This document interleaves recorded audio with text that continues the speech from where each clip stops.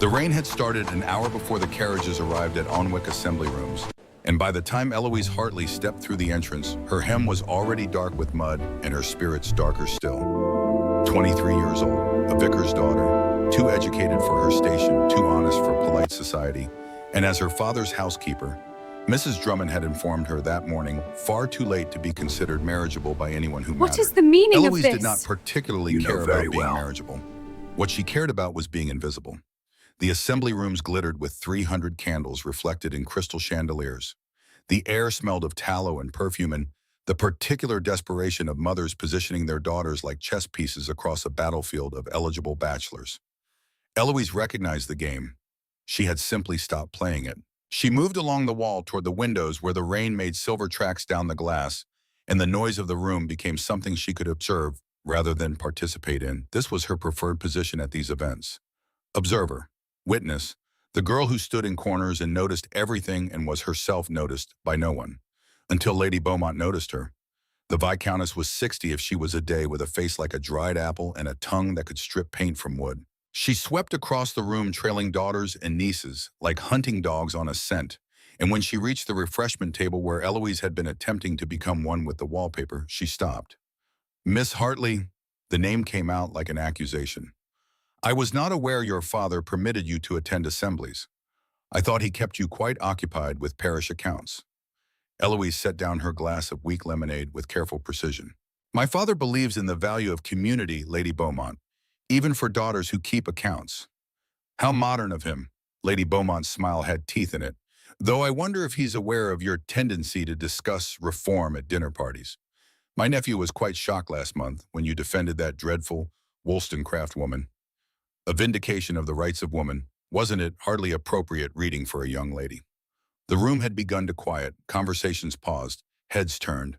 Eloise felt the familiar tightening in her chest that came before these moments, the moments when she could either retreat into acceptable silence or speak and pay the price. She spoke. "Mary Wollstonecraft argued that women are not naturally inferior to men, but appear so due to lack of education. I find the logic sound, though I understand it's more comfortable to believe otherwise." Lady Beaumont's face went the color of uncooked dough. "More comfortable," she repeated. Her voice had gone very quiet, which was worse than if she'd shouted. "My dear girl, let me offer you some wisdom that your mother, God rest her soul, clearly did not live to provide. There is a reason no gentleman has offered for you, a reason you stand alone at every assembly, while girls half your wit are claimed for every dance." She leaned in. The room leaned in with her. "No gentleman," Lady Beaumont said, "dances with a vicar's daughter who speaks of reform." The words hung in the air like a pronouncement of sentence. Around them, the assembly room had gone completely silent. Even the musicians had stopped playing. Eloise was aware of approximately 60 pairs of eyes watching her, waiting for her reaction, waiting to see if the vicar's too clever daughter would finally learn her place. She opened her mouth to respond, though what she would have said she never knew, because that was when someone picked up a glass of wine from the refreshment table, turned as if to move away, and managed to collide with Lady Beaumont's elbow, in a movement that looked entirely accidental and resulted in an entire glass of claret emptying itself down the front of Eloise's dress. The liquid was cold and shocking and smelled of alcohol and humiliation. It spread across the pale muslin of her gown like blood, like evidence of violence. She stood there dripping while Lady Beaumont made sounds of theatrical distress, and the room erupted into barely concealed laughter. "Oh, my dear, how dreadfully clumsy of me," though perhaps Lady Beaumont's voice carried across the sudden noise. "Perhaps it's for the best. Now you have an excuse to leave early. I'm sure your father needs those accounts tallied." More laughter, sharper now, edged with the particular cruelty of people who had found an acceptable target. Eloise stood in the center of the room in her ruined dress and felt something she had not felt in a very long time. Not shame, rage. Pure, clean, clarifying rage at a world that punished intelligence in women and rewarded cruelty in ladies and made sport of girls who dared to have opinions about their own oppression. She was drawing breath to say something unforgivable when a voice spoke from behind her left shoulder. "Then I shall have the honor." The voice was deep, male, quiet in a way that somehow carried through the noise without needing to rise in volume.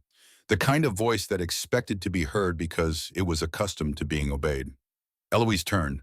The man was tall, well over 6 feet, and lean in the way of men who had been made lean rather than born to it. His coat was expensive, but at least 2 seasons old, cut in a military style that suggested he'd worn a uniform more recently than evening dress.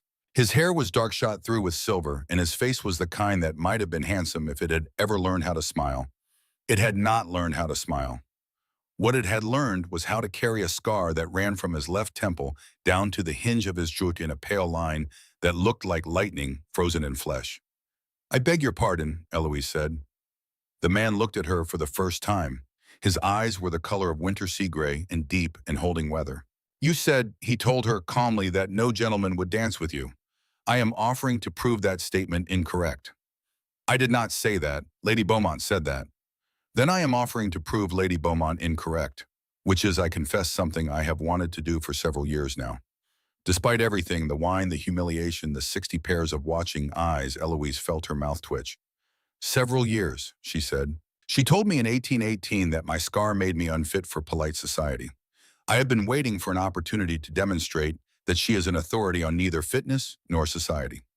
This time Eloise did smile. Small, brief, but real. "That's very kind," she said, "but unnecessary. I was just leaving." "In that dress," he glanced down at the wine stain, "you'll catch your death in the rain, and give Lady Beaumont the satisfaction of driving you out in disgrace. Far better, I think, to dance, to prove that some gentlemen prefer intelligence to decorative silence."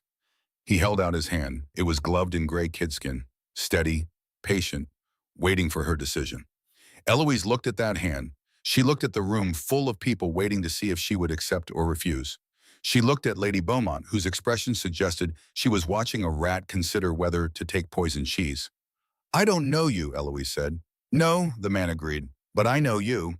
"That's impossible. We've never met." Something moved in his expression. Not quite a smile, more like the ghost of something that had once been amusement. "Haven't we?" he said, and held out his hand again. Eloise took it. His grip was warm even through the gloves. Firm, the kind of grip that suggested he would not let her fall even if she stumbled. He led her onto the floor with the kind of automatic competence that suggested he'd learned to dance the same place he'd learned to march in formation, following orders, turning motion into muscle memory, so complete it required no thought. The musicians, sensing drama, began a waltz. "You're limping," Eloise observed as they began to move. "Observant.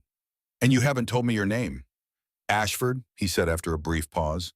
"And you are Miss Eloise Hartley, vicar's daughter, parish accountant, reader of Wollstonecraft and defender of women's education, currently residing at Chillingham Rectory after your father accepted the living 3 weeks ago."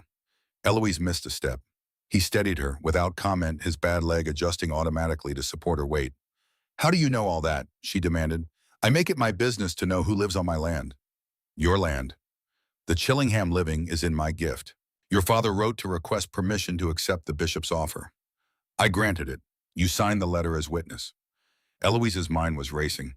The Chillingham living, the Duke's gift, which meant you're Westmore, she said. "I am. The Duke of Westmore." Also accurate. "You didn't mention that when you asked me to dance." He executed a turn with the same military precision he brought to everything else. "You didn't ask. You said you didn't know me. I gave you my name. That you failed to recognize it is hardly my fault." "Most dukes," Eloise said with some asperity, "lead with the title. In my experience, they prefer people to know exactly who they're speaking to. It reinforces the hierarchy.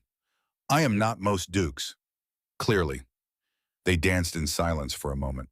The room was still watching, would probably watch for the rest of the evening, but somehow it felt less oppressive with his hand steady at her back and his attention focused on her face rather than performing for the audience. "You're angry," he observed. "I'm mortified. Anger is more useful than mortification. Is that a general principle or personal experience?" "Both." He guided her through another turn. "Though I find mortification usually follows anger at a sufficient interval to make the latter seem justified in retrospect." Despite herself, Eloise laughed. It came out startled and genuine and entirely inappropriate for someone who had just been publicly humiliated. "That's very philosophical for a duke," she said. "I read Cicero, his letters, not his speeches." Eloise's hand tightened involuntarily on his shoulder. "The private correspondence. To Atticus, yes. Do you know them?" "I've been translating them from Latin as an exercise." His expression shifted, just slightly, just enough that she noticed. The private letters, he said carefully, are very different from the public orations. Completely different. He's anxious, uncertain. He complains about money and his son-in-law and whether he's made the right political choices. It's human, Ashford finished. He's human in a way the forum's speeches never show. Exactly. Eloise was aware she was leaning forward slightly, engaged in a way she hadn't been engaged in conversation since she couldn't remember when. He's performing in the speeches. Even when he's sincere, he's performing sincerity. But in the letters to Atticus, he's just himself, talking to the one person who will hear the real version. They had stopped dancing. Neither of them had noticed. Everyone needs an Atticus, Eloise said quietly. Someone who receives the honest version. The private one. The one that doesn't have to be. She stopped herself, realized she was saying far too much to a stranger. A duke. A man she'd met less than 10 minutes ago in the middle of the worst humiliation of her life. Polished, Ashford finished for her. The one that doesn't have to be polished for public consumption. Yes. Do you have an Atticus, Miss Hartley? The question was gentle, but it landed like a knife between her ribs. No, she said. And then because he'd been honest, because he'd defended her when he had no reason to, because something about his winter sea eyes suggested he would understand. I write letters to a soldier, through the Relief Society, a Corporal Ward, but I've never met him. I don't know if he reads them. Mrs. Calvert says he's recovering from wounds and can't respond yet. So I just write, and hope someone is listening. Ashford went very still. You write to him, he said. His voice had changed.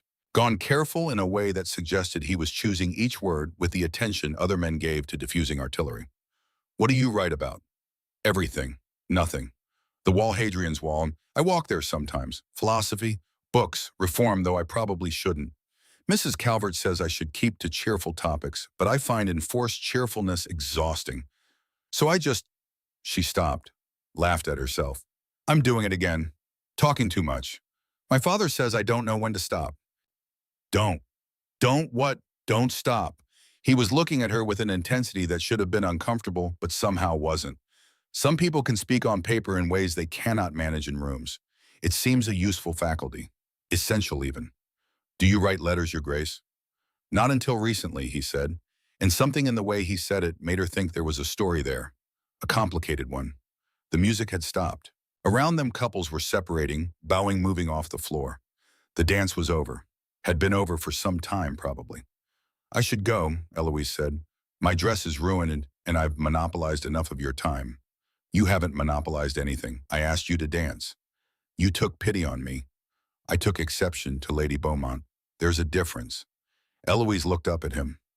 He was watching her with that same steady attention, as if she were a text he was trying to translate. As if she mattered enough to read carefully. Thank you, she said, for the dance, for the defense, for treating me like someone worth talking to about Cicero. You are worth talking to about Cicero. He said it as if it were obvious, as if it were a fact that required no debate. You are worth talking to about a great many things, I suspect. He bowed. She curtsied. And then he did something that surprised her more than anything else that had happened that evening. He smiled. It was small, unpracticed. The smile of a man who had forgotten how and was just now remembering. But it was real. Good evening, Miss Hartley, he said. I suspect we will see each other again. Chillingham is not so large that neighbors can avoid one another indefinitely. Then he turned and walked away, limping slightly, trailing silence and speculation in his wake. Eloise stood in the middle of the assembly floor and watched him go. Around her, the room erupted into whispers. She ignored them. She was thinking about Cicero, about Atticus, about private letters and public faces and the strange, careful way the Duke of Westmore had looked at her when she'd mentioned writing to a soldier, as if he knew something she didn't, as if he were keeping a secret. Mrs. Drummond collected her 20 minutes later, full of questions and opinions about dukes who danced with vicars' daughters and what it meant and what people would say. Eloise let the words wash over her without really hearing them. She was thinking about letters. She was thinking about honesty. And she was thinking that she needed to write to Corporal Ward tonight while the memory of winter sea eyes and careful questions was still fresh, because somehow impossibly, she suspected the Duke of Westmore would understand. What she didn't know, what she couldn't possibly know, was that the Duke of Westmore had been reading her letters for 2 months. Every single one. 2 months earlier, February 1821. Westmore Hall sat in the border country above Alnwick like a stone fist raised against the northern weather. It was not a welcoming house. It was not designed to be welcoming. It was designed to defend, to endure, to stand against Scottish raiders and border thieves and the kind of weather that could kill a man if he wasn't careful. Lucian Ashford, 5th Duke of Westmore, sat in the library with a fire going and a book open and the conscious awareness that he was not reading. He had not been reading for 6 months. He had been staring at pages and seeing Waterloo. The library at Westmore was his preferred prison. High ceilings, dark wood, shelves from floor to ceiling filled with books his father had collected and his grandfather before him. 400 years of accumulated knowledge, and Lucian could not focus on a single page without his mind sliding away toward things he did not want to remember and could not forget. His secretary Jarvis entered with the Morning Post on a silver tray, set it on the desk with practiced quietness, did not comment on the fact that the Duke had been sitting in the same chair for 3 hours without moving. Jarvis had been with him at Waterloo. He knew what silence meant. There were 3 letters. 2 were almost certainly from his cousin Gerald, tempting once again to suggest that Lucian was unfit to manage the estate and should consider appointing a guardian to oversee his affairs. Gerald, 7 years younger, ambitious, and perpetually resentful of being born too late to inherit, had been making this suggestion with increasing frequency since Lucian had returned from Belgium with a scar on his face and a tendency to wake at night with his heart slamming against his ribs and the smell of gunpowder in his throat. Lucian left those letters unopened. The 3rd letter was smaller, written on plain paper, addressed to Corporal J. Ward, care of Westmore Hall, Northumberland. Lucian stared at it. John Ward had died at Waterloo. Lucian knew this with the particular precision of a man who had been standing 3 feet away when the cannonball took off half of Ward's chest.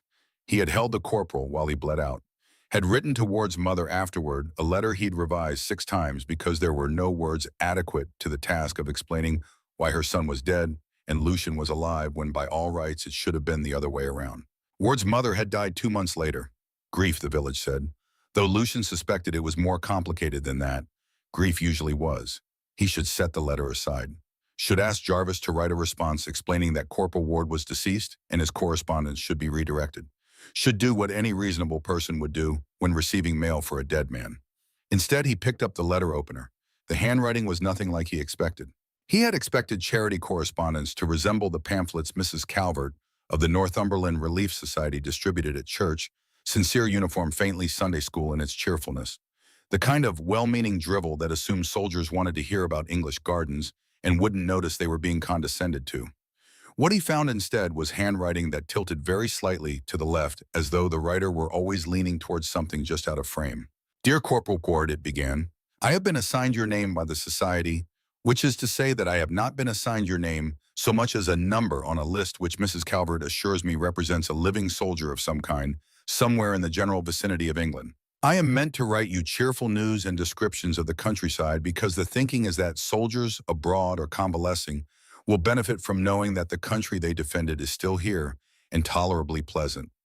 I will do my best to oblige, though I must warn you that I find enforced cheerfulness rather exhausting and may lapse occasionally into honesty. Lucian stopped reading. Read that sentence again. May lapse occasionally into honesty. He read the rest of the letter. Then he read it again. The writer, a Miss E. Hartley, she signed herself, though the Society's rules apparently suggested she should sign Miss E. Ward to preserve anonymity, described Northumberland in February.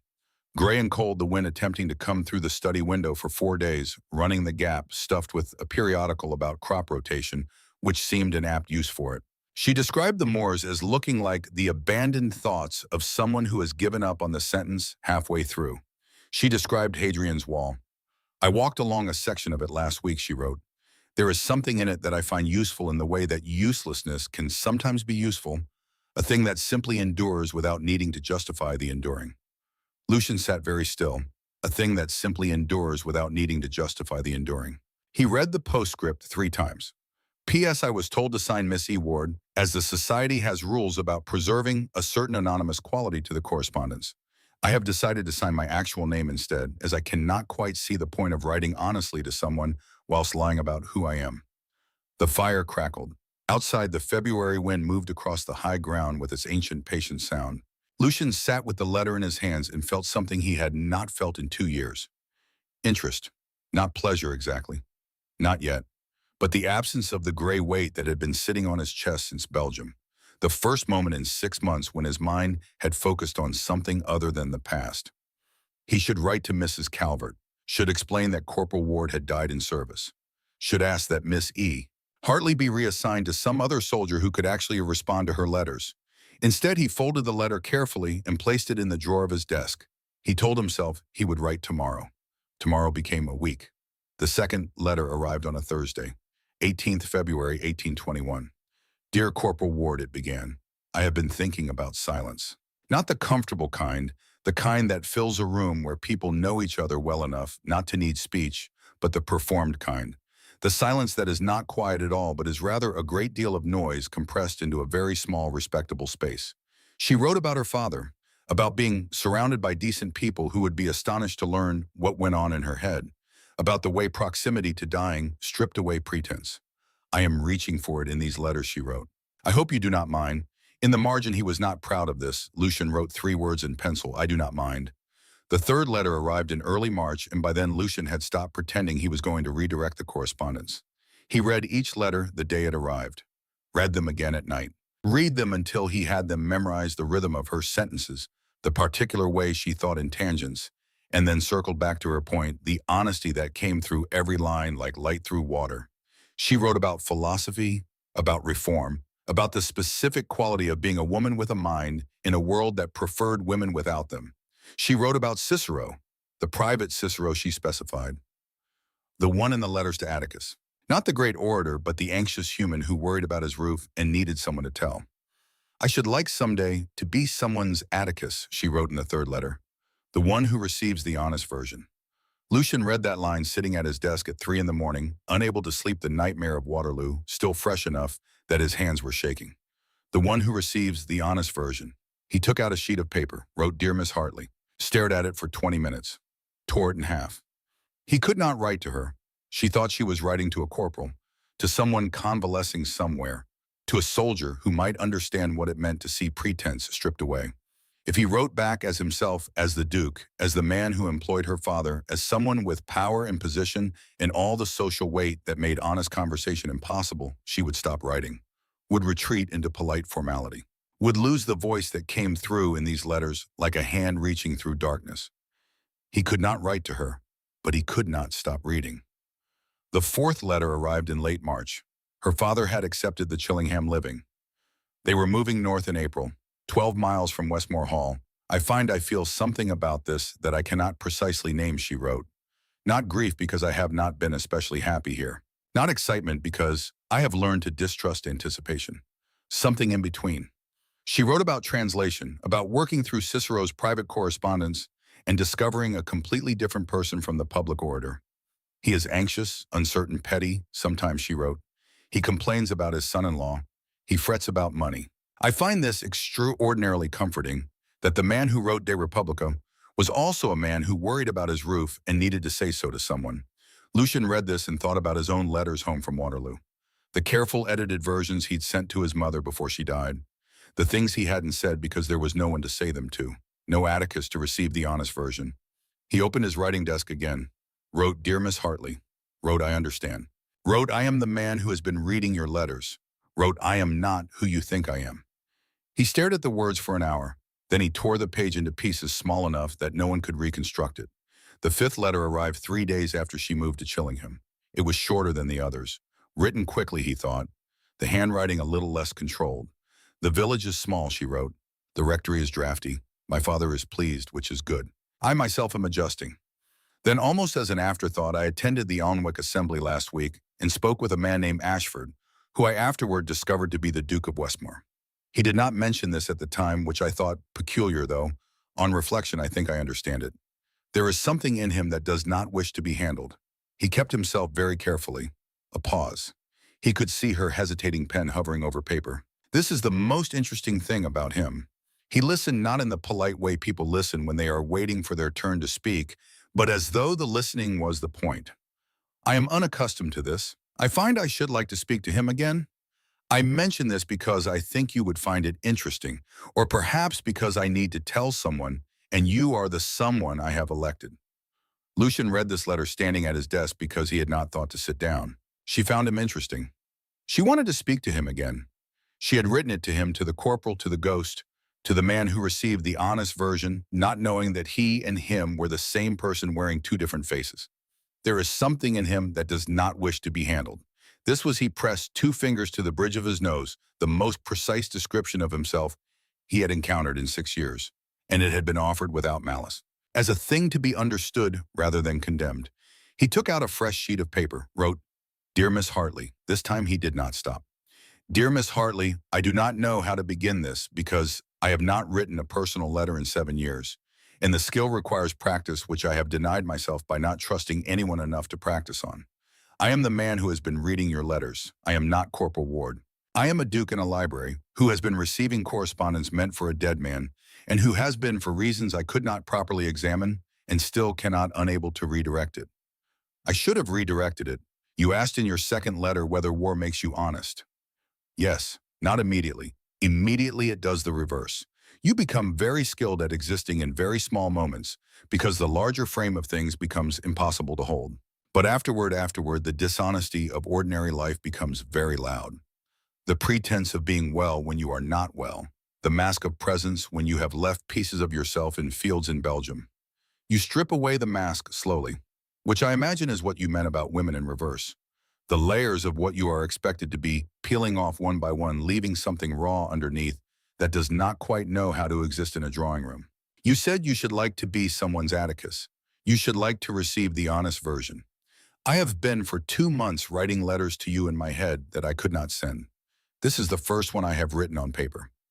I am the Duke of Westmore. I have a scar I cannot look at, and a library I cannot leave, and a cousin who is going to challenge my fitness, and a solicitor I need to call.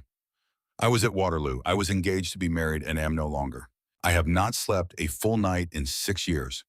I have been reading your letters, and I want you to know that every time you wrote the word honest, I thought yes, that I have been waiting without knowing I was waiting for someone to want that. You are not what I expected from Northumberland. You are, in fact, rather remarkable. I cannot send this. You have elected me as your Atticus without my knowledge, and the return of the favor requires your consent, and I have not asked for it. But if you had asked, if you had said, is there someone who would like to receive the honest version of you? I should like to have answered yes. Yes, I would. He sealed the letter, addressed it to no one, put it in the drawer with the others, told himself he would send it tomorrow. Tomorrow he knew was a lie, but lies he had learned were sometimes the only way to survive until the truth became bearable. And the truth he could not yet speak was that he had been falling in love with a voice on paper for 2 months, and he had just met the woman who owned that voice, and she did not know that the man she danced with and the man she'd been writing to were the same person. The truth was that he was going to have to tell her. The truth was that when he did, she was going to hate him. Lucian sat in his library with 5 letters from a woman who trusted him with her honest voice, and 1 letter he would never send, and he knew with the same certainty he'd known that John Ward was dying, that the charge at Waterloo was suicide, that Lady Cecily would leave him the moment she saw his scar, that this was going to end badly. But for now, for this moment, he had her words. And her words were enough to make him want to be the kind of man who deserved them, even if he never would be. Thursday came to Chillingham Rectory the way it always did, slowly, reluctantly, as though the week itself were dragging its feet toward the one day Eloise had begun to anticipate with an intensity that worried her. It had been 3 weeks since the assembly, 3 weeks since she'd danced with the Duke of Westmore and discovered that dukes could discuss Cicero and that scars could make a face more compelling rather than less. 3 weeks since she'd written to Corporal Ward about meeting a man who listened as though listening were the point. And 3 weeks of Thursday visits. The first had been unexpected. Eloise had been in the garden attempting to convince the previous vicar's rosebushes that they were not in fact dead when Mrs. Drummond had appeared with an expression that suggested the second coming was imminent and considerably less important than what she was about to announce. The Duke of Westmore to see Reverend Hartley, she'd said, in the parlor, now. Eloise had looked down at herself, mud on her skirts, dirt under her fingernails, hair escaping its pins in a manner that suggested it had given up on respectability entirely. Tell him my father is at the church, she'd said. He'll be back within the hour. His Grace says he'll wait. For an hour. He brought a book. Eloise had found this unreasonably charming. She'd gone inside without changing, partly because she didn't want to seem like she was making an effort, partly because she suspected the Duke of Westmore was the kind of man who would appreciate honesty over pretense. She'd been correct. He'd been standing by the window when she entered, holding a volume that Eloise recognized as her father's copy of Marcus Aurelius. He'd looked up when she came in, and his slate-gray gaze had done something complicated when he saw the mud. "Miss Hartley," he'd said, "I appear to have interrupted your gardening. The roses were winning. You've provided a strategic retreat. I'm honored to be of service to your tactical withdrawal." And just like that, they'd been talking. Not the careful performed conversation of social calls, but actual discussion about Aurelius, about Stoic philosophy, about whether it was possible to maintain equanimity in the face of genuinely terrible circumstances, or whether the Stoics were simply very good at pretending. I think Eloise had said that equanimity is admirable in theory and impossible in practice, at least for most people. And yet Aurelius achieved it, or claimed to. Aurelius was an emperor. He had considerably more control over his circumstances than most people. It's easy to be philosophical when you can have someone executed for disturbing your tranquility. The Duke had smiled, that small, unpracticed smile that looked like it surprised him as much as it did her. "You don't believe in Stoicism, then?" "I believe in it as an intellectual exercise. I don't believe it's a viable approach to actually living. Real life intrudes. Emotions happen. You can't philosophy your way out of grief or rage or—" She'd stopped herself. "Love," he'd suggested quietly. "I was going to say loneliness, but love works as well." He'd looked at her for a long moment. Something had shifted in the air between them. Something that made her aware of how close he was standing, how quiet the room had become, how his attention felt like a physical thing. Then her father had returned. Reverend Hartley had taken one look at the two of them standing by the window deep in philosophical debate and had made the surprising decision to trust his daughter's judgment. He'd greeted the Duke, politely discussed parish business for precisely 10 minutes, then excused himself back to the church with a pointed comment about the altar cloth requiring mending. The Duke had made his excuses shortly after and left, and Eloise had spent the rest of the day trying to convince herself that she had not just felt what she had absolutely just felt. The second Thursday, he'd brought a question about parish boundaries and stayed for an hour discussing political economy. The third Thursday, he'd asked her opinion on proposed agricultural reforms and actually listened to her answer, not the polite listening of men waiting for women to stop talking, but the engaged listening of someone who thought her opinion might be worth having. Now it was the fourth Thursday, and Eloise was trying very hard not to watch the lane for his arrival, while simultaneously being acutely aware that it was already 2:30 and he usually arrived at 2. "You're staring at the window," her father observed from behind his newspaper.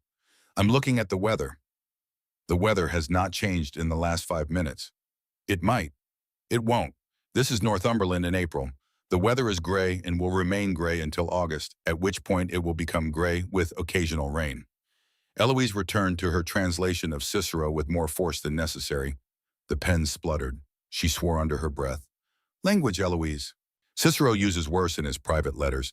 He calls Caelius, She stopped. "Never mind." Her father turned a page. "The Duke seems to have taken an interest in parish affairs. He's conscientious about his tenants. He's conscientious about you." Eloise's hand slipped. Ink bloomed across the page, obliterating 3 lines of careful translation. "That's absurd," she said. "Is it? He's a duke. I'm a vicar's daughter. He's being polite. An ally in intellectual conversation. He's being something.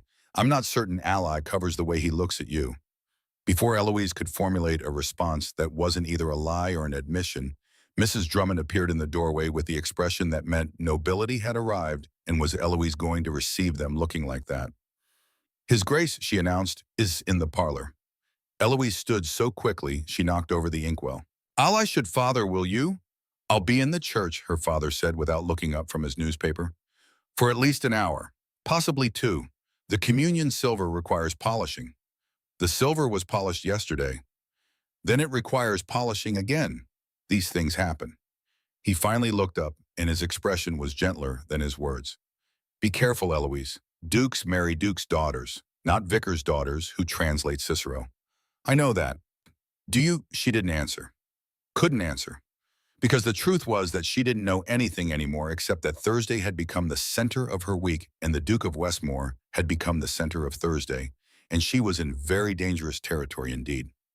The Duke was not, as it turned out, in the parlor. He was in her father's study, standing in front of the bookshelf with his hands clasped behind his back and his attention fixed on the spines with an intensity that suggested he was either cataloging them or attempting to memorize their titles through sheer force of will. Your Grace, Eloise said from the doorway, you appear to have invaded my father's library. He turned. Today he was wearing gray. He was always wearing gray, she'd noticed, as though he'd decided on a uniform and refused to deviate, and the scar was very visible in the afternoon light. She'd stopped noticing it after the first visit. Now it was just part of his face, part of him. Miss Hartley, I was admiring your father's collection. He has the complete works of Plutarch, in Greek. Can you read Greek? Enough to be dangerous. That wasn't an answer. Eloise moved into the room. I can read enough Greek to understand what Plutarch is saying, not enough to appreciate the elegance of how he's saying it. My tutor used to say I had the grammar of a scholar and the vocabulary of a schoolboy. Your tutor taught you Greek. My tutor was my mother. She died when I was 16. The Greek died with her mostly. I maintain it through translation exercises and stubborn refusal to admit defeat. The Duke was quiet for a moment, then, I'm sorry about your mother. It was 7 years ago. Grief doesn't follow a schedule. No, Eloise thought, it doesn't. And he would know that, wouldn't he? A man with a scar like that, a man who moved like someone who'd learned to walk again after being taught he might never walk at all. Your father said you'd be in the study, she said, changing the subject with all the subtlety of someone throwing a rock through a window. I assumed he meant the parlor. I asked to wait here. The parlor is, he paused, performative. And my father's study isn't. Your father's study is where he actually works. Where you work, I suspect. There's a second writing desk by the window. That's yours. It wasn't a question. Eloise felt herself flush. How did you know? The inkwell is open. There's a translation in progress. And he moved closer to the desk, limping slightly, as he always did when tired. You're working through the letters to Atticus, letter 16. You know the letters. I told you. I read them at Cambridge. Most people read the speeches. Most people don't understand the difference between public facade and private truth. He was standing very close now, close enough that Eloise could see the silver threading through his dark hair, close enough to notice that he smelled like wool and wood smoke and something else, leather, maybe, or the particular scent of old books. I've been thinking, he said quietly, about what you said at the assembly, about needing an Atticus. I don't remember saying that to you. You said everyone needs someone who receives the honest version, the private one. Eloise's heart was doing something complicated in her chest. And I think you were right. I think, he stopped, started again. I think that's the most important thing a person can have, someone who sees the whole of you, not the facade, the truth underneath. Do you have that, someone who sees the whole of you? The question was too intimate. She knew it the moment it left her mouth. But he didn't step back, didn't retreat into ducal formality. Instead, he looked at her with those steady winter gray eyes and said, I'm beginning to. The air between them had changed quality, become something that pressed, something that demanded acknowledgement. Eloise should step back, should move to the other side of the room, should remember that he was a duke and she was nobody, and this, whatever this was, could only end badly. She didn't move. Your Grace, Lucian. I can't call you that. Why not? Because you're the Duke of Westmore and I'm the vicar's daughter and there are rules about these things. I'm tired of rules, he said it with sudden vehemence. I'm tired of pretending, of being handled, of having every conversation be a negotiation between what I actually think and what a duke is supposed to say. Then say what you actually think. I think, he stopped, took a breath. I think I have never met anyone who speaks the way you, he caught himself, the way you express yourself, the honesty, like letters instead of conversation. Eloise went very still. The way I write, he realized his mistake immediately. She watched it happen, the fractional widening of his eyes, the tension in his jaw, the way his hands clenched briefly at his sides before he forced them to relax. The way you speak, he corrected, too quickly. I meant speak. The way you express yourself is unusual, honest. He was lying. She didn't know how she knew, but she knew. There was something underneath his words, something he wasn't saying. You're keeping a secret, she said. Everyone keeps secrets. Not from their Atticus. You're not my Atticus. No, Eloise said slowly, but you want me to be. You want me as your ally, your equal, your partner in something. The silence that followed was the longest 10 seconds of her life. Yes, he said finally. God help me, yes. They were interrupted. Of course, they were interrupted by Mrs. Drummond announcing that Reverend Hartley had returned and would His Grace care for tea. The Duke declined, made his excuses. Left with the same careful control he brought to everything, though Eloise noticed his limp was more pronounced than usual. Fatigue, probably, or emotion, and Eloise was left standing in her father's study trying to understand what had just happened. He'd almost told her something. Almost confessed. She was certain of it. But what? She went to her desk, pulled out paper, started writing before she'd consciously decided to write. Dear Corporal Ward, something strange happened today. The Duke of Westmore came to call again. He's been coming on Thursdays, and we were discussing Cicero, and he said something odd about the way I write, except he corrected himself, said he meant the way I speak. But here's the thing, he was lying. I know he was lying. There was something underneath it, something he wanted to say and couldn't. She stopped, stared at what she'd written. This was madness. She was writing to a soldier she'd never chitted about a duke who might or might not be developing feelings for her while she was quite definitely developing feelings for him.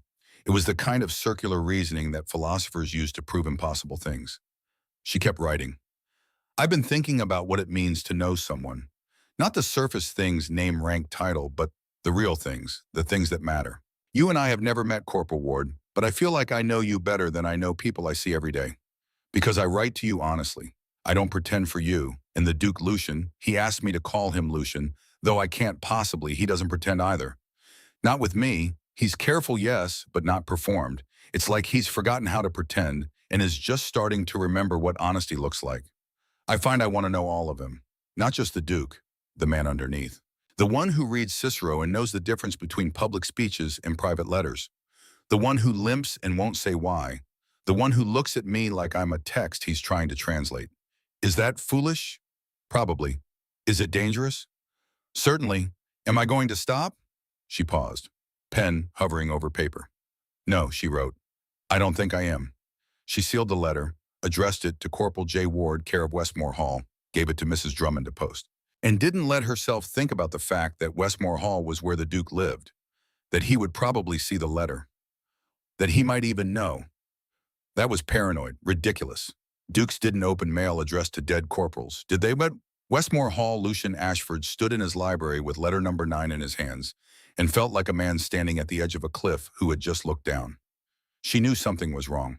Not yet, but she knew he was keeping a secret. She'd looked at him in that study with those sharp, observant eyes and seen straight through his careful lies. He should tell her. Now, before this went any further. Before she wrote another letter to a ghost while falling in love with the man reading them. Before he fell any further himself. He'd been falling since the first letter. He knew that now. Falling slowly, carefully, like a man who'd forgotten how and was relearning the mechanics. But falling nonetheless. And today, in her father's study, standing close enough to see the ink stains on her fingers and the precise shade of brown in her eyes, he'd wanted to tell her everything. Wanted to hand her the 9 letters and say, this is how I know you. This is why I know the way you write. Because I've been reading your soul for 2 months and I am completely, irrevocably undone by it. Instead, he'd lied. Badly. And she'd known. He went to his desk, pulled out the unsent letter from March, read it again. I cannot send this, he'd written. You have elected me as your Atticus without your knowledge. But what if he sent it? What if he simply told her? The door to the library opened without knocking. Gerald Ashford entered without invitation. Both were typical. Cousin, Gerald said, we need to talk. Lucian set down the letter, carefully. His cousin had the instincts of a shark, any sign of blood in the water, and he'd attack. Gerald had always resented him, the eldest son who got everything while Gerald got scraps and sympathy. 7 years of watching Lucian inherit what he could never have. 7 years of waiting for his moment. About your continued refusal to engage with society, about your management of the estate, about, Gerald's eyes landed on the letter, your correspondence. My correspondence is none of your concern. Everything about this estate is my concern. I'm heir presumptive, and when you're declared unfit, I won't be. Won't you? Gerald moved closer. You've been hiding here for 6 months. You barely sleep. You refuse calls. You see no one except, he paused, except the vicar's daughter, every Thursday, very regular, very intimate. Lucian stood, slowly. Be very careful what you're implying. I'm not implying anything. I'm observing. You visit Miss Hartley weekly. You dance with her at assemblies. You defend her against Lady Beaumont. Yes, I heard about that. The whole county heard about that. And now you're receiving letters addressed to—" He picked up the envelope Lucian had left on the desk. "Corporal J. Ward, who is, unless I'm mistaken, quite dead. Put that down." "Why, what's in it? Love letters from some soldier's widow, blackmail material, evidence of your continued mental instability." Lucian crossed the room in 3 strides, took the letter from Gerald's hand with enough force that his cousin actually stepped back. "Get out," Lucian said quietly. "Or what? You'll have me thrown out." "By what authority?" "The authority of a man who talks to dead soldiers.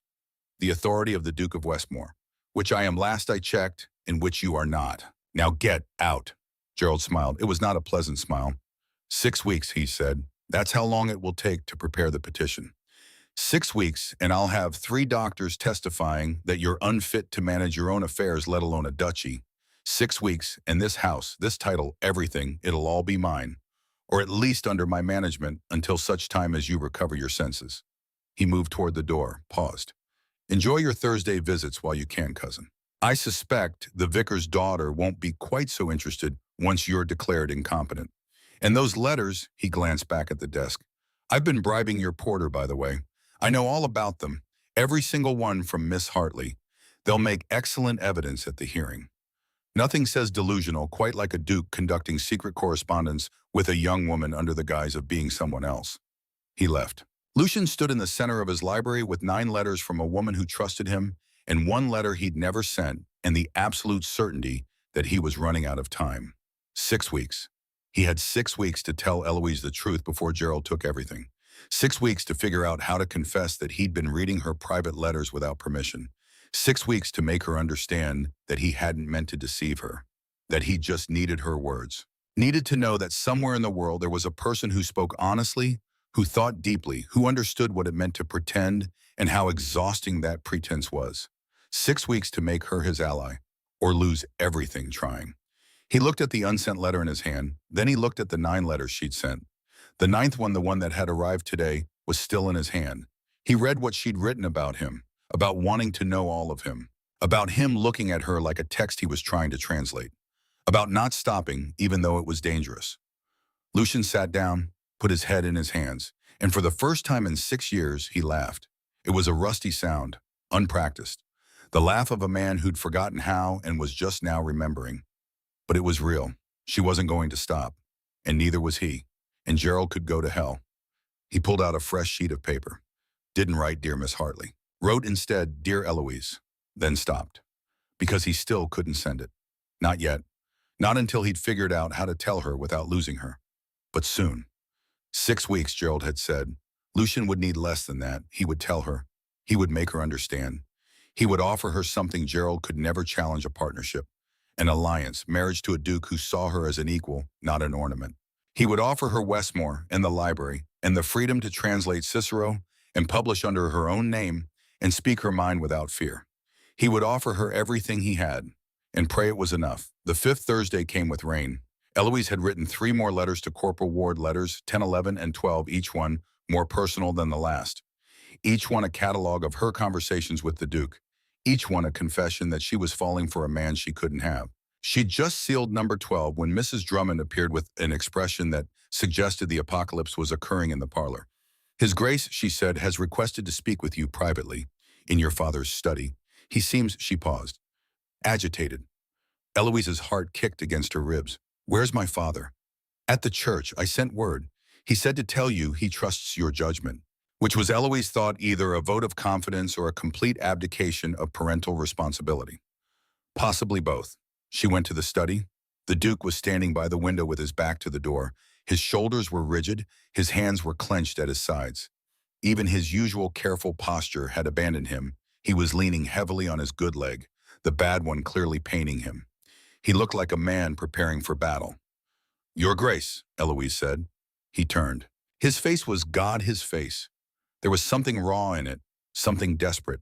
"I have to tell you something," he said, "and you're going to hate me for it. But I have to tell you anyway because Gerald is filing a petition to have me declared mentally unfit in the 6 weeks, and if I don't tell you now, I'll never have the chance." Eloise closed the door behind her. "Tell me what—" He crossed the room, picked up a bundle from her father's desk. Letters, tied with string, her letters. These are yours, he said. I should have given them back immediately. I should have. He stopped, started again.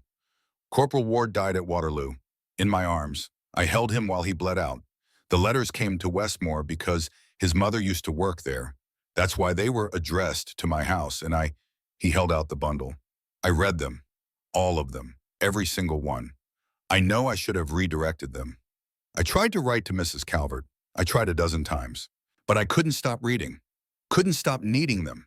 Needing to know there was someone in the world who thought the way you think, who spoke the way you speak, who understood what it means to strip away pretense and just be honest. Eloise took the letters. Her hands were shaking. You read them, she said. Her voice sounded strange, distant. Yes, all of them. Every word, multiple times. I have them memorized. The one about Hadrian's Wall, the one about silence. The one where you said you wanted to be someone's Atticus. His voice broke. I wanted to be yours. I want to be yours, but I can't ask that without telling you the truth first. Eloise looked down at the bundle of letters in her hands. 12 letters, 2 months of her soul laid bare to a man she thought was a stranger. To a man who turned out to be you, she said. You were reading them the whole time. When we met at the assembly, when you came here on Thursdays. You knew everything I'd been thinking, everything I'd been feeling, and you didn't tell me. I tried. I almost told you a dozen times, but he stopped. There's no excuse. I was selfish. I wanted to keep receiving them. I wanted to know you, the real you, not the version you performed for Dukes. And I knew if I told you, you'd stop writing. You'd retreat. You'd become what everyone else expects you to be instead of who you actually are. So you lied. Yes. For 2 months. Yes. Eloise felt something rising in her chest. Not rage, not yet. Something colder, more dangerous. I wrote to you, she said quietly. I wrote to Corporal Ward about you, about the Duke, about falling in love with someone I couldn't have. And you read those letters too. He flinched. Yes. Letter 9, letter 10, letter 11. I wrote about wanting to know all of you, about how you look at me, about... She stopped. Her voice was shaking now. About things I would never have said if I'd known you were reading them. I know. You let me bare my soul to you. Twice. As the Duke and as the reader. And you knew the whole time that I was falling in love with both versions of you without knowing they were the same person. Eloise. Don't. She held up a hand. Don't call me that. You haven't earned the right to call me that. You were not the audience I chose. That's what makes this a violation. Not that you read them, though. That's bad enough, but that you pretended to be someone else while doing it. You took my trust and you used it. The words landed like a blow. She watched him take it. Watched the way his face went very still and very blank and very much like the face of a man who'd expected this and was no less destroyed by it for having anticipated the damage. You're right, he said. I don't deserve your forgiveness. But I need you to understand something. Gerald is filing a petition to have me declared unfit.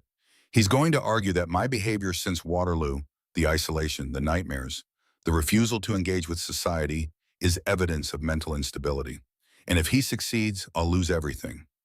Westmore, the estate, my freedom, everything. And you need me because a married duke can't be declared incompetent without his wife's testimony. And because you're the only person I know who's smart enough to fight Gerald and win. And because he stopped. Because you're the only person who's ever seen the whole of me and didn't look away. You're the only ally, the only true partner I've ever had. Eloise stared at him. You're asking me to marry you. I'm asking you to be my partner, my ally, my equal in this fight. I'm asking you to help me fight Gerald and save Westmore. And yes, I'm asking you to marry me. Not because I need a decorative wife who nods at dinner parties, but because I need someone who thinks like you do. Someone who, his voice went rough. Someone I've been in love with since the second letter. The words hung in the air between them. In love with. Since the second letter, 2 months ago. You don't love me, Eloise said. You love the version of me that exists on paper. The one who doesn't have to look you in the eye while saying these things. The one who can be honest because she thinks she's writing to a stranger. No. He stepped closer, then seemed to think better of it, his bad leg clearly bothering him. I love both versions. The woman who writes letters and the woman who argues with me about stoicism. The one who gets dirt under her fingernails, and the one who translates Cicero, and the one who looked at my scar and didn't look away. I love all of you, every part, even the parts you think I shouldn't see. You saw them without permission. I know, and I'm sorry. God, Eloise, I'm so sorry. But I'm not sorry I know you. I'm not sorry I fell in love with you. I'm only sorry I didn't tell you sooner. Eloise's hands were shaking so badly she had to set the letters down on the desk before she dropped them. I need time, she said. I need to think. It's too much. You're asking me to forgive you for 2 months of deception and marry you and fight your cousin and all at once, and I can't process all of this at the same time. How much time? I don't know. A week, 2 weeks. She stopped. How long until Gerald files his petition? 6 weeks. Then you have 4 weeks to convince me you're worth the risk. 4 weeks to prove you're not just using me as a strategic asset. 4 weeks her voice broke, to show me that the man I fell in love with in those letters is the same man standing in front of me. Because right now I don't know which version is real and which is the facade. Lucian nodded slowly, like a man accepting sentence. 4 weeks, he said. I'll take it. And Eloise, she looked up. For what it's worth, neither version is a facade. They're both me. They've both been me from the start. I just needed your letters to remember how to be that person out loud. He left limping more heavily than she'd ever seen. Eloise stood in her father's study with 12 letters in 4 weeks and the absolute certainty that she was about to make either the best decision or the worst decision of her life. Possibly both. The letter arrived at Westmore Hall on Friday morning, less than 24 hours after Lucian had confessed everything and walked out of the rectory study feeling like a man who'd just cut out his own heart and handed it to someone with no obligation to keep it beating. Jarvis brought it on the breakfast tray with an expression that suggested he knew exactly what it was and had opinions about the Duke's chances that he was too well trained to voice. From Miss Hartley, Your Grace. Lucian's hands shook as he took it. Actually shook. He set down his coffee to hide the tremor and broke the seal with more care than he'd used to defuse artillery at Waterloo. The handwriting was the same, that leftward tilt, the rhythm he'd memorized over 2 months of reading her soul. But the salutation was different. Your Grace, it began. Not dear Corporal Ward, not even dear Lucian. Your Grace. He'd lost ground, expected it, deserved it, read on anyway. You asked for 6 weeks to prove yourself. I'm giving you 4. Not because I'm merciful, I'm not feeling particularly merciful at present, but because Gerald's timeline is your problem, not mine, and I see no reason to organize my decision-making around your cousin's malice. 4 weeks, 28 days. In that time, I expect the following: 1, absolute honesty. No more secrets, no more careful omissions. If I ask you a question, you answer it completely, even if the answer makes you uncomfortable, especially if it makes you uncomfortable. 2, partnership. You said you need an ally. Prove it. Show me what that means in practice. I want access to the estate records. I want to understand Gerald's case.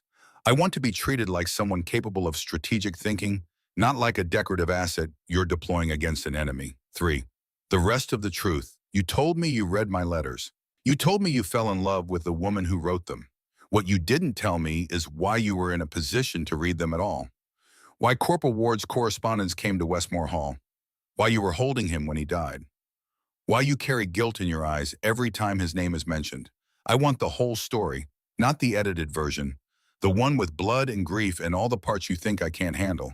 4, space. I need room to think, to process, to decide whether the man I'm falling for is worth the risk of tying my entire future to his. So you will not call on Thursdays. You will not send flowers or poetry or whatever it is dukes send when they're courting. You will give me the respect of distance until I'm ready to close it. In return, I offer you this. I will read whatever you send me. I will consider your case fairly, and I will give you an answer in 4 weeks. Not a promise, not forgiveness, just consideration. If that's not enough, say so now, and we can end this cleanly. If it is enough, then start by answering this question. Why did you keep the letters? You could have destroyed them, burned them, pretended they never existed, but you kept them. Why? I await your response. E. Hartley. Lucian read the letter 3 times. Then he sat at his desk, pulled out paper, and wrote for 2 hours straight. When he was finished, he had 12 pages, single-spaced, no crossouts. The most honest thing he'd written since the unsent letter in March. He sealed it, addressed it to Miss E. Hartley, sent it with a writer who had instructions to wait for a response. The response came 6 hours later, a single line. Good. Now tell me about Waterloo. The correspondence that followed was unlike anything Lucian had ever written, unlike anything he'd ever allowed himself to write. She asked for Waterloo and he gave it to her. Not the clean version.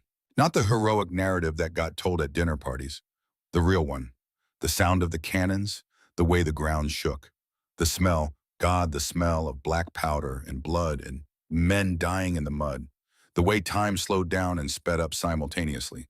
The way you stopped thinking and just moved, just followed orders, just survived from one moment to the next. The way John Ward had looked when the cannonball took him. The way he tried to speak and couldn't. The way Lucian had held him and promised to write to his mother and known even then that no letter would ever be adequate to the task of explaining why this man was dead and Lucian was alive. He wrote about the guilt, about coming home to Westmore and walking through rooms that felt too big and too quiet, about Lady Cecily taking one look at his face and realizing the man she'd agreed to marry had died somewhere in Belgium, and the thing wearing his skin was something else entirely. He wrote about the nightmares, about waking at 3 in the morning with his heart trying to break through his ribs, and the absolute certainty that he was still there, still in the mud, still watching men die. He wrote about reading her first letter and feeling something shift, something small but real. The first moment in 6 months when his mind had focused on something other than the past. I kept your letters, he wrote, because they were the only thing that made me feel human. Because you wrote to a stranger with more honesty than most people manage with their families. Because you said things I'd been thinking and couldn't articulate. Because you made me remember what it felt like to think about ideas instead of just surviving moment to moment. I kept them because they saved my life, not dramatically, not all at once, but slowly, letter by letter, word by word. You reminded me that there was still a world out here worth engaging with, that intelligence mattered, that honesty was possible, that somewhere in Northumberland there was a woman who thought about Hadrian's Wall the same way I did, as a thing that endures without needing to justify itself. I kept them because I was falling in love with you and didn't know it until it was too late to stop. He sent the letter. She wrote back the same day. Tell me about Lady Cecily. So he did. He told her about the engagement that had been arranged when he was 25 and she was 22. About how he'd liked Cecily well enough she was intelligent, well-read, good company at dinner parties. About how he'd thought that was enough, that marriages were built on less. About how he'd written to her from Belgium. Careful letters, edited. Nothing about the blood or the fear or the way he'd started talking to God at night, even though he didn't believe in God, because there was no one else to talk to. About coming home with a scar that ran from temple to jaw and a limp that wouldn't quit and nightmares that made him dangerous to sleep next to. About the way Cecily had looked at him when she saw the scar. Not with revulsion, she was too well bred for that, but with a kind of careful distance.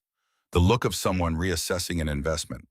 About the conversation 3 weeks later, when she'd asked if he intended to continue in his previous social engagements, when he'd said no. When she'd asked if he intended to take up his seat in Parliament, when he'd said not yet. When she'd asked when he thought he might feel ready to resume normal life. When he'd said he didn't know, when she'd said very gently that perhaps they should reconsider the engagement, that she had certain expectations for her life as a duchess, that she needed a partner who could fulfill those expectations, that she was sure he understood. He'd understood perfectly. She wanted the Duke, not the man, and the man had come back from Belgium too damaged to pretend convincingly. I didn't blame her, he wrote to Eloise. I still don't. She was honest about what she wanted. The fault was mine for thinking I could be that person, for thinking I could go to war and come back unchanged, for thinking scars were only physical. But I'll tell you this, I have never once in the years since wished I'd fought harder to keep her, because she wanted a facade. And you want the truth. Even when the truth is ugly, even when it's uncomfortable, even when it's me at 3 in the morning with my hands shaking and my mind in Belgium and no ability to articulate why. You want the whole of me, and that's worth more than 100 perfect facades. Her response came the next morning. I'm sorry that happened to you, but I'm not sorry you're not married to her. Because you're right, she wanted the facade. And the facade is the least interesting thing about you. Now tell me about Gerald. The Gerald letter took 3 days to write, partly because the situation was complicated, partly because Lucian kept starting and deleting and starting again, partly because writing about Gerald meant acknowledging things he'd been avoiding for 6 months. Gerald Ashford was 7 years younger than Lucian, the grandson of the 4th Duke's younger brother, heir presumptive since Lucian had no children and showed no signs of acquiring any. Ambitious in the way that second sons were always ambitious, hungry for power they'd been born too late to inherit. He'd been angling for control of Westmore since Lucian came back from Belgium. Small things at first, suggesting he take over certain estate management duties while Lucian recovered. Offering to represent the family at social functions Lucian couldn't face. Positioning himself as the responsible one, the capable one, the one who could be trusted with actual authority. Lucian had refused, partly from stubbornness, partly from instinct. There was something off about Gerald's concern, something performative. The care of a man who wanted to be seen caring rather than a man who actually cared. And then 3 months ago, Gerald had started gathering evidence, medical opinions from doctors who'd never examined Lucian, but were willing to speculate about the psychological effects of war trauma. Testimony from servants about the Duke's irregular hours and antisocial behavior. Servants Gerald had been systematically bribing for months. Records of declined invitations and canceled social engagements. A pattern of withdrawal that could be read as either grief or incapacity, depending on how you chose to interpret it. Gerald was choosing incapacity. The petition he was preparing would argue that Lucian was unfit to manage the estate, that he needed a guardian, Gerald, conveniently to oversee his affairs until such time as he recovered, that this was for Lucian's own good, for the good of the estate, for the good of everyone except Lucian himself. I should have seen it coming, Lucian wrote, should have been more careful, should have forced myself to attend more functions, accept more invitations, perform normality more convincingly. But I couldn't. The thought of going to London, of sitting through dinners and making conversation and pretending I was fine when I very clearly wasn't, I couldn't do it. So I didn't. And Gerald is using my honesty against me. The irony is not lost on me. I spent 6 years learning to perform, to be the Duke my father wanted, the officer Wellington needed, the fiancée Cecily expected. And the one time I stopped performing, the one time I just existed as I actually am, it's being used as evidence of insanity. That's why I need you. Not just because a married duke can't be declared incompetent without his wife's testimony, but because you understand the difference between honest struggle and actual incapacity. Because you know what it means to be punished for refusing to perform. Because you're smart enough to fight Gerald's case and win. But I'll be honest, that's not the only reason I want to marry you. I want to marry you because you make me want to be honest. Because you write letters that make me think. Because you argue with me about stoicism, and you're usually right. Because you look at my scar and you don't look away. Because you translate Cicero for fun and get dirt under your fingernails and speak your mind even when it costs you. I want to marry you because I love you. And I know you don't believe that yet. I know you think I'm in love with the woman who wrote the letters. But I'm in love with all of you. The woman who writes and the woman who speaks. The one who's brilliant and the one who's brave and the one who's currently furious with me for very good reasons. I'm in love with you, Eloise, and I will spend the next 4 weeks proving it if you'll let me. He sent the letter and waited. The response came 3 days later, the longest 3 days of Lucian's life. 3 days of checking for writers every hour. 3 days of starting letters he didn't send. 3 days of going slowly mad in a library that felt too big and too quiet and too full of her absence. When the letter finally came, it was short. I need to see the evidence. Gerald's petition, the medical opinions, the testimony, all of it. If I'm going to help you fight this, I need to know exactly what we're fighting. Bring it to the rectory. Tomorrow, 2 o'clock. And Lucian, stop apologizing. Start strategizing. We have 4 weeks to dismantle your cousin's case. Let's not waste time on guilt when we couldn't be planning his destruction. Your partner in probable treason. E. Lucian read the letter 4 times. Stopped on the same phrase each time. Your partner, not your ally. Not your potential ally, your partner. Present tense, he smiled. The first real smile since the confession. The smile of a man who'd been given a second chance and intended to earn it. Then he went to his study and pulled every piece of evidence Gerald had gathered. Every letter, every medical opinion, every testimony, organized it by category, by weakness, by the exact points where Gerald's case could be attacked. If she wanted strategy, he'd give her strategy. If she wanted partnership, he'd show her what partnership looked like. And if she wanted him to stop apologizing and start fighting, then God help Gerald. Because Lucian Ashford had just remembered he'd been an intelligence officer before he was a duke, and intelligence officers knew how to wage war. Eloise was waiting for him in her father's study when he arrived at 2 o'clock sharp. She'd rearranged the furniture, pushed the desks together to create one large working surface, cleared everything else to the sides, created a war room. You're punctual, she observed. You said 2 o'clock. Most dukes interpret specific times as suggestions. I'm not most dukes. No, she said, looking at him directly for the first time since the confession. You're not. The air between them was different than it had been 4 days ago. Still careful, still uncertain, but no longer quite so fragile. As if the letters had built a bridge, and they were both testing whether it would hold weight. I brought everything, Lucian said. He set the portfolio on the desk, wincing slightly as his bad leg protested. Gerald's draft petition. 3 medical opinions, none from doctors who've actually examined me. Testimony from 7 servants, all of whom Gerald has been systematically bribing for 6 months.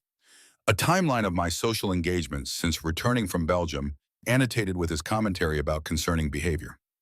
Eloise opened the portfolio, started reading. Her expression didn't change, but Lucian saw the moment she understood how serious this was. How carefully Gerald had built his case. He's not wrong, she said after several minutes. I beg your pardon. About the symptoms, the social withdrawal, the irregular hours, the nightmares he has testimony from a housemaid about hearing you wake at night, the refusal to attend Parliament. It's all true, isn't it? Yes.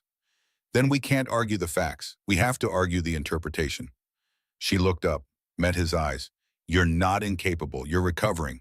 There's a difference, and we need to make that difference clear to the court. Gerald's doctors claim there isn't. Gerald's doctors haven't examined you. That's the weakness in his case. He's asking the court to declare you incompetent based on speculation from men who've never met you. We need doctors who have examined you, who can testify that you're managing the estate competently, that you're making sound decisions, that your withdrawal is prudent recovery, not evidence of instability. Lucian felt something settle in his chest, the relief of being heard, of being understood. I don't have doctors who've examined me, he said. I refused medical attention after Belgium, seemed pointless. Then we get them now. You have 4 weeks. That's enough time for 3 evaluations. Enough time to build a counter case. She was writing as she talked, making lists, organizing strategy, her mind working like a machine designed for exactly this kind of problem. We also need character witnesses, people who can testify to your competence. Wellington, if possible. Other officers from your regiment. Estate managers who can confirm you've been handling business appropriately. I haven't been handling business.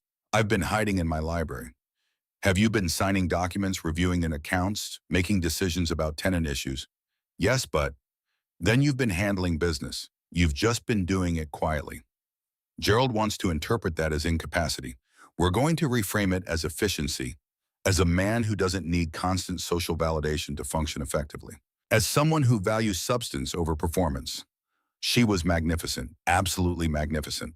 Standing in her father's study in a dress with ink stains on the cuff's hair escaping its pins, organizing a legal defense with the same focused intensity she brought to translating Cicero. You're enjoying this, Lucian observed. I'm enjoying having something useful to do. I'm enjoying being treated like someone capable of strategic thinking. I'm enjoying, she stopped. Yes, I'm enjoying this. Is that a problem? No, it's perfect. You're perfect. I'm not perfect. I'm angry with you, and I'm helping you anyway, and I haven't decided if that makes me admirably principled or catastrophically stupid. It makes you exactly who I thought you were, who I fell in love with. Eloise set down her pen, looked at him properly. The first long look since the confession. You can't keep saying that, she said quietly. Why not? Because I don't know if I believe it yet. And every time you say it, I want to believe it. And wanting to believe something is dangerous when you're trying to think clearly. Then I'll stop saying it until you're ready to hear it. You'll stop saying you love me because I asked you to. I said I'd give you honesty. That includes honest restraint. I love you. That's not going to change. But I can stop telling you about it if it helps you think clearly. That's what partners do. What allies do. We support each other's needs even when they're difficult. She studied his face, looking for something. He didn't know what. Didn't know if she found it. 4 weeks, she said finally. 4 weeks to build a case against Gerald. 4 weeks to prove you're competent to manage your own life. 4 weeks to show me that this partnership you're offering is real. And then I'll give you my answer. That's all I'm asking. Is it? She tilted her head. Because I think you're asking for considerably more than that. You're asking me to trust you after you lied to me for 2 months. You're asking me to tie my entire future to yours. You're asking me to fight a legal battle that could destroy both of us if we lose. You're asking, she stopped, took a breath. You're asking me to take a risk that terrifies me. I know. Do you understand what you're asking? I'm 23 years old. I have no money, no connections, no power except my mind. If I marry you and we lose to Gerald, I'll be the wife of an incompetent duke with no legal standing and no future. If I don't marry you and you lose, I'll be the vicar's daughter who refused a duke and will spend the rest of her life wondering if I made the right choice. You're right, I'm asking too much.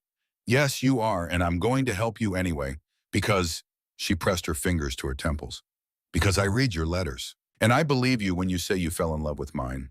And I think maybe I fell in love with you too, both versions. The one who danced with me and the one who read my words. And I don't know if that's enough to build a marriage on, but I think it might be enough to build a partnership on.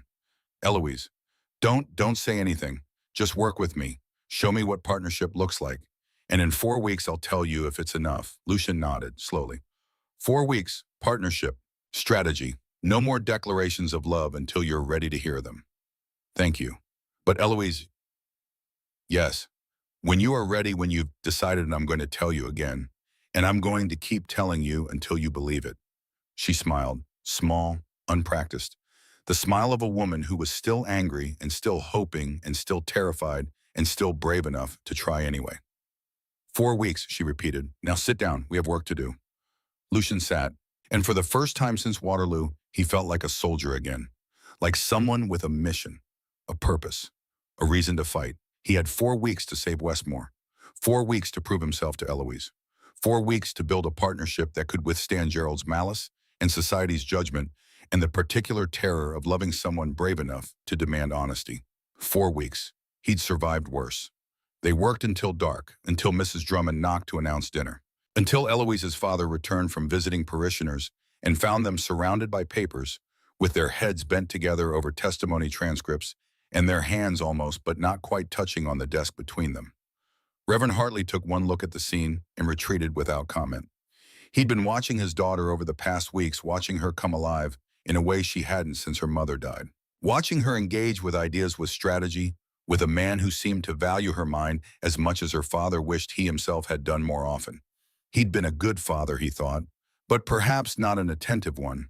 Perhaps he'd let his grief over losing his wife blind him to the fact that his daughter needed more than parish accounts to occupy her brilliant mind.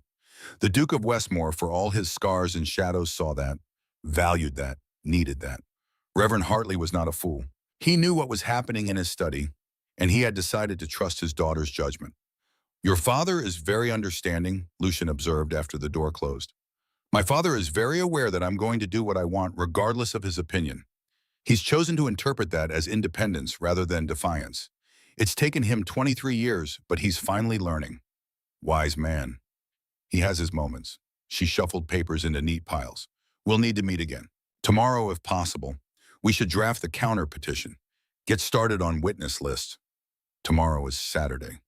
Is that a problem? It's not a problem. I thought you wanted space. Distance. I do, but I also want to win, and winning requires work. So we work together. She paused. We keep it professional, strategic. No more confessions, no more emotion. Just partnership. Professional partnership. For 4 weeks. Yes. And then we'll see.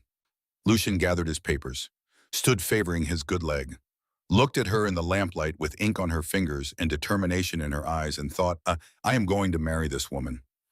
He didn't say it, but she must have seen something in his face because her expression softened, just slightly. Lucian, yes. I read your letters, the ones you sent this week, about Waterloo and Cecily and Gerald. She stopped. I want you to know I understand why you kept my letters, why you couldn't tell me, why you needed them. You do, I've been writing to a stranger for 2 months because I needed someone to be honest with, someone who wouldn't judge me or try to make me smaller or more acceptable. You needed the same thing. You just found it differently than I did. That doesn't excuse the deception. No, but it explains it. An explanation isn't forgiveness, but it's something. It's understanding, and understanding is partnership. So, she met his eyes. Thank you for being honest. Finally. Thank you for giving me the chance to be. He left before he could say anything else, before he could reach for her hand or tell her he loved her, or do any of the dozen things he wanted to do and knew he couldn't. Not yet. 4 weeks. He could manage 4 weeks. Probably. He managed 3 days. 3 days of professional partnership. 3 days of meeting at the rectory to draft legal documents and plan strategy. 3 days of sitting across from her and being acutely aware of how close she was and how carefully she was keeping distance between them. 3 days of watching her mind work, of seeing her tear apart Gerald's medical opinions with the same precision she brought to translating Latin, of hearing her construct arguments that were so good, so airtight that Lucian actually started to believe they might win. 3 days of falling more completely in love with her than he'd thought possible. And then on the fourth day, Gerald showed up at the rectory.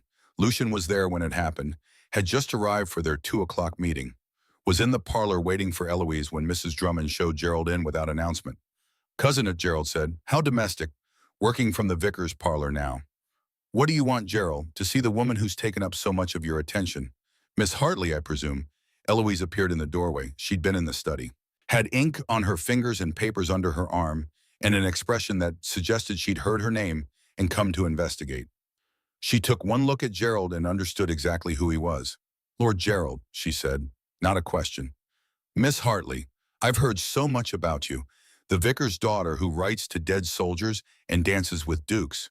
Quite the social climber." The air in the room went very cold. "I think," Lucian said quietly, "you should leave." Should I? But I've only just arrived, and I wanted to meet the woman who's helping you fight my petition, because you are fighting it, aren't you, the two of you? Crafting arguments, building a defense, thinking you can convince a court that a man who talks to ghosts is fit to manage a duchy. "I don't talk to ghosts." "No. Then what were those letters, the ones addressed to Corporal Ward, the ones Miss Hartley has been sending you for 2 months? Gerald's smile was sharp. "Oh yes, I know about the letters. I've known for weeks. I've been bribing your porter. At Westmore, did you not think to check your own servant's loyalty, cousin? I know she thinks she's writing to a soldier. I know you've been reading them without her knowledge. And I know that when this comes out in court, when I present evidence that the Duke of Westmore has been conducting a deceptive correspondence with a young woman under the guise of being someone else, it's not going to look like romance. It's going to look like the behavior of a disturbed mind." He turned to Eloise. "How does it feel, Miss Hartley? Knowing he's been lying to you, reading your private thoughts without permission, using your trust to feed his own delusions." "Get out," Eloise said. Her voice was flat, cold. "Now. Or what? You'll defend him. You'll stand in court and testify that his behavior is normal, appropriate, the action of a sound mind." Gerald laughed. "Please do. I'd love to watch you try to explain how an eligible duke conducting secret correspondence with a vicar's daughter is anything other than evidence of instability." "I said get out. Make me." Lucian moved before he'd consciously decided to move. Put himself between Gerald and Eloise. Spoke very quietly. "You have 5 seconds to leave before I throw you out myself, and cousin or not, petition or not, I will enjoy doing it." Gerald looked at him, at Eloise, at the papers she was still holding. 4 weeks, he said. "That's all you have. 4 weeks and I bury both of you. The Mad Duke and the social climber. It's almost poetic." He left. Lucian turned to Eloise. She was pale, shaking, but her eyes were absolutely furious. "He's going to use the letters," she said. "Yes. He's going to make it sound like you're delusional, like I'm complicit in your delusion. Yes. He's going to destroy both of us. He's going to try." She set down the papers, looked at him properly. "We have to get married," she said. Lucian's heart stopped. "What? We have to get married before the hearing. It's the only way to neutralize his argument. If we're married, the letters become correspondence between engaged parties. Not deception, not delusion, just courtship. Unconventional, yes, but not insane." "Eloise, he's right about one thing. If this comes out in court and we're not married, it looks bad. It looks like you were deceiving me, using me. But if we're married, it looks like what it actually is. Two people falling in love through letters. It's romantic, not mad. It changes the entire narrative. You said you needed 4 weeks. I did, but that was before Gerald threatened to use my letters as evidence of your insanity. Now I need," she stopped. "Now I need to protect both of us. And the only way to do that is to make this official. to become your partner, your ally, your equal not just in strategy but in law. This is not how I wanted to propose to you. You already proposed to me 2 weeks ago in this very room. I'm just accepting. With conditions. What conditions? She took a breath. I'll marry you. I'll testify on your behalf. I'll be your partner in fighting Gerald. But I need you to promise me something. Anything. Promise me this is real. Not strategy, not desperation, not a legal maneuver to save Westmore. Promise me you actually want to marry me, that you actually love me, that this isn't just convenient. Lucian crossed the room, took her hands, looked at her with every ounce of honesty he possessed. I love you, he said. I have loved you since the second letter. I will love you until I die. This is not strategy. This is not convenience. This is me asking you to be my wife because I cannot imagine spending the rest of my life with anyone else. Because you are my ally, my equal, my partner in every way that matters. Even though I'm angry with you. Especially because you're angry with me. Because you're angry and you're helping me anyway. Because you demand honesty and you deserve it. Because you're brilliant and brave and you don't let me hide. Because you see all of me and you're still here. Even though I'm a vicar's daughter with no money and no connections. I don't care about money. I don't care about connections. I care about you, about partnership, about building a life with someone who sees me, really sees me and doesn't look away. Someone I can be honest with. Someone who makes me want to be better than I am. Eloise's eyes were wet. She blinked hard. If we do this, she said, if we get married, I need you to understand something. I'm not going to be a decorative duchess. I'm going to publish my translations. I'm going to speak my mind. I'm going to be exactly who I am, and society is going to hate it, and you're going to have to defend me. I know, and I will, gladly. I'm going to embarrass you at dinner parties. I'm counting on it. I'm going to argue with you about philosophy. Please do. I'm going to, her voice broke. I'm going to love you, and I'm terrified, because I've never done this before, never trusted anyone like this. And if you break that trust, if you lie to me again, I won't. You can't promise that. I can promise to try. I can promise that if I do, I'll tell you immediately. I can promise to choose honesty even when it's hard, especially when it's hard. I can promise to be your partner, your equal, your ally in all things. She looked at their joined hands, at his face, at the future they were about to commit to. 2 weeks, she said. We have 4 weeks until the hearing. Let's get married in 2. Give ourselves time to prepare the case. Time to, she smiled shakily, time to write our vows. I assume you want them to reference Cicero, obviously. And Hadrian's Wall, essential. And partnership, the foundation of everything. She laughed. It came out wet and rough and completely genuine. Then ask me properly, she said, not as strategy, not as defense against Gerald, just as you, as Lucian, the man who read my letters and fell in love with the woman who wrote them. Lucian got down on one knee, his bad leg protesting the movement, but he didn't care. Eloise Hartley, he said, will you marry me? Will you be my partner, my ally, my Atticus? Will you let me spend the rest of my life being honest with you? Will you? His voice went rough. Will you let me love you for real? Forever. Starting now. Yes, she said, and pulled him to his feet and kissed him. It was not a practice kiss, not a perfect kiss. It was the kiss of 2 people who'd been falling in love on paper for 2 months and were just now learning how to love each other in person. It was clumsy and honest and absolutely everything. When they finally broke apart, Eloise was smiling, really smiling, the smile of a woman who'd taken a terrifying risk and found it worth taking. 2 weeks, she said, and then we fight Gerald. Together. Together, Lucian agreed, as partners, as equals, as allies in all things. And for the first time since Waterloo, he felt like a man who had something worth fighting for, something worth living for, something worth being honest for. Her.